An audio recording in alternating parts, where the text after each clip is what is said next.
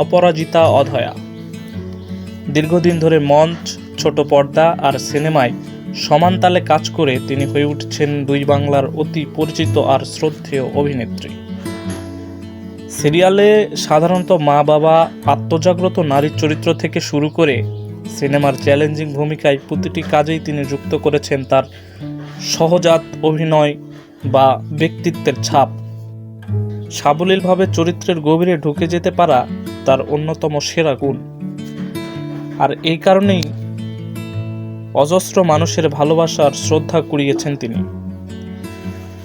বছরের পর বছর ধরে অপরাজিতা অধয়া শুধু অভিনয় নয়, আত্মমর্যাদা, শিল্পসত্তার প্রতীক হিসেবে পরিচিত হয়ে উঠেছেন। আগামীর কাজেও তার এই প্রাণবন্ত আর আত্মময় উপস্থিতির প্রতীক্ষায় থাকবে অগণিত দর্শক।